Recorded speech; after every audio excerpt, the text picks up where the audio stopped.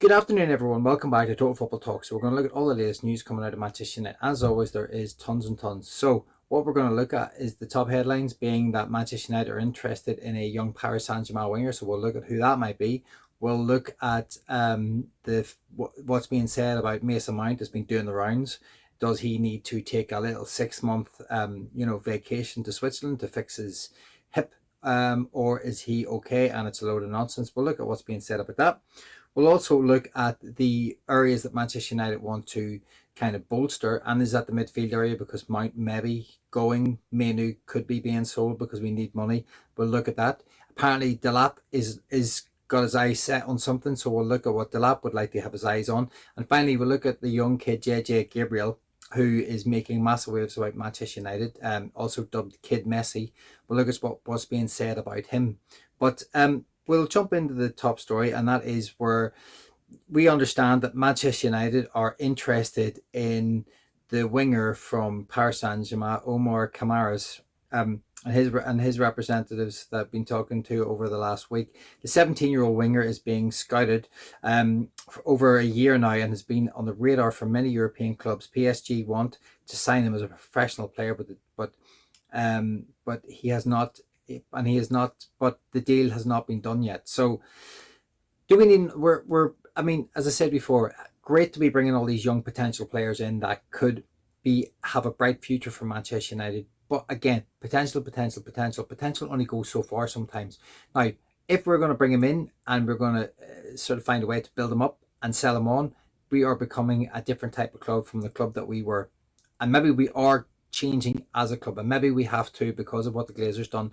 I'm not condoning it. If anything, I'm absolutely gutted that we are having to become a buy-in, young, sell, and try and nurture these players, bring them through our system, and then sell them on so we can make a profit. City do it really well, but we are not Manchester City, and it's just a shame that other clubs that do this, Brighton, Everton, bring young players in, sell them on at a high value. But that seems where we are at the minute. That's where Manchester United have become. So if this young kid is going to come in and he's going to be very good, then great. But 17, unproven, and having to deal with the Premier League, or coming in and dealing with the under 18s, probably the under 21s. Be interesting to see where this goes. But we've got links with Paris Saint-Germain, with people who are on our board at the minute. So maybe that is the reason why we're looking at this one. And maybe we could persuade him. But as they say, loads of other European clubs are also interested in him. So not guaranteed that he's going to come to Manchester United. But let's wait and see what happens. The window opens, it opens in June, but I think it'll be the end of June before we start to bring anyone in. As we know in the past, under the Glazers, we've done things very slowly and left it to the very end.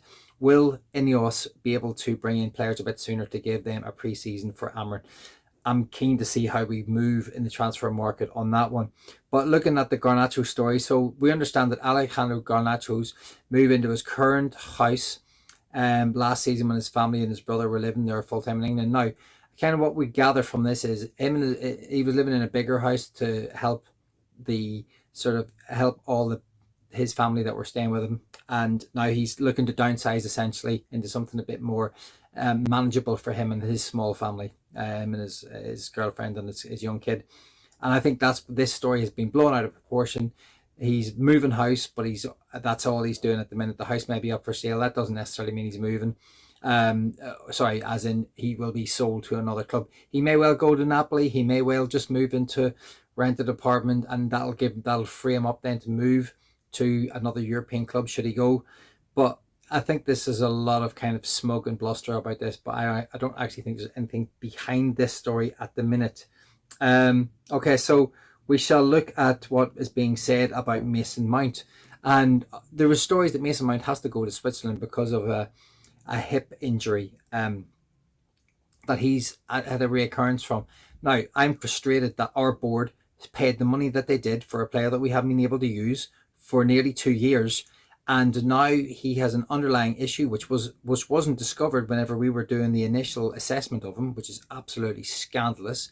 But I mean, in a way it is, but in a way I suppose our previous management group were absolutely shambolic. So maybe in that respect, I'm not surprised that they missed something. Maybe as glaringly obvious as this, Chelsea managed to pull a wool over our eyes and sell him at what they would as what they would now probably see as one, a very good price for someone who was 50 million plus and 1 year left on his contract. But no, we fumbling fools fell into this deal and thought that it might be useful. Now, he might be a player that could work very well in Ten Hag's system, or sorry, in Amorim's system. And but if he's to take another 6 months out, how do you feel about that? How do you guys feel? What should we do with Mason Mount? Get your comments in below. And by doing so, please hit the old subscribe button that allows you to get your comments in. Hit the like button if you're enjoying the content. It would really help me out. But yeah, Mason Mount, where do you sit with this? Do you think he should go? Do you think we should just rip the contract up? Or do you think that we send him off for 6 months? We send him now because I'm not really sure there's any point in playing him between now and the end of the season. Do we just send him off now and just let him go? Write out another 6 months off of his career. So his 5-year contract, 2.5 years, he's barely kicked the ball. I can imagine for the lad, he's disappointed and he wants to play. And as Amorim says, he does all the right things to try and get back. But if he has this underlying issue, will a trip to the Alps even help him? Like in the long-term goal, could he go away for 6 months, come back and just be absolutely, pick up an injury within 2 minutes of playing and then he's out again and we just essentially writing off millions of pounds? Get your thoughts in below, because that one's extremely frustrating for the fan base, and the fact that the number 7 jersey is being wasted on a player who cannot kick a ball.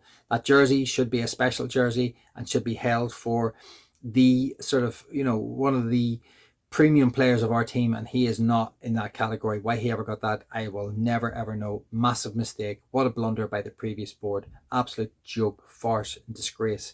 But this is that Manchester United are apparently looking for the I forgot to do that, sorry, I'm all over the place here. We are looking at apparently Manchester United's midfielders.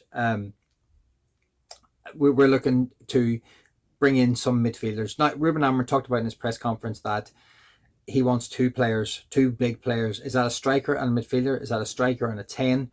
I think he needs more than 2 players, but I think 2 of those players that have to come in have got to be experienced players who have played at the top level, whether it's the Premier League or another European league, at a very good level. Because Ruben Amorim said that the midfielder position is an agenda for this summer. Sorry, that was Laurie Whitwell talking about the midfield agenda. I think that we need to bring in someone, and we need to bring in someone who can cope with the Premier League. And if Mason Mount's going to be off on his jollies to Switzerland, then we definitely need to bring in someone. And this is a story that was coming about Delap. Liam Delap is looking to play European football, and with United far away from places that could be, this might be an issue for Manchester United going forward if Delap wants European football, because we can't guarantee it. We need a miracle to win the Europa League.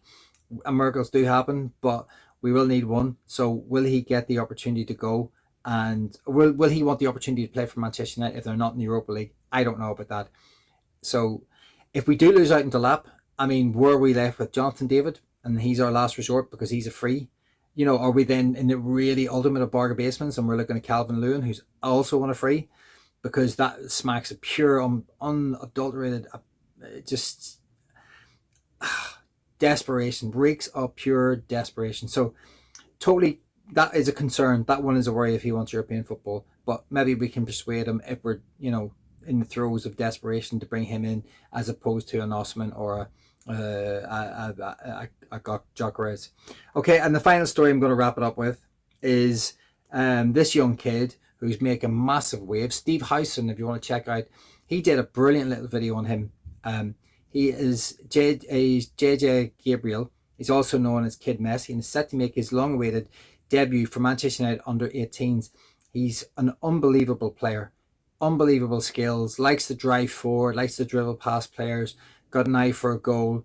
14-year-old with unadulterated skill, playing potentially in the under-18s. This doesn't happen very often. So to be able to jump up those age groups, I see my own kids jump up an age group, and that's a big step up. And that's from 10s to 11s. I've seen 11s play 12s, and that is a huge step up. So for a 14 or 15-year-old to jump up and play against, 18-year-olds, that is massive. But this kid's got a world of potential.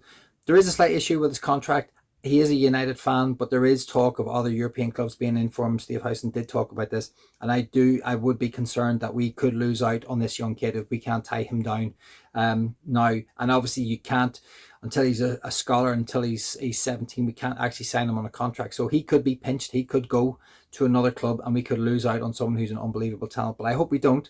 He is vastly flying through the ranks at Manchester United. World of potential. Yes, a long way off making the first squad, but I hope that we can nail this kid down and give him some kind of future at Manchester United. Okay, guys, thank you very much. I'm going to wrap it up there. That's your 10 minutes of daily news from me. Please hit the old like if you would. Magical, would really help me out. Subscribe if you can. Get your comments in below. Would love to hear from you. And yeah, I'll see you on the next one. Thanks for watching.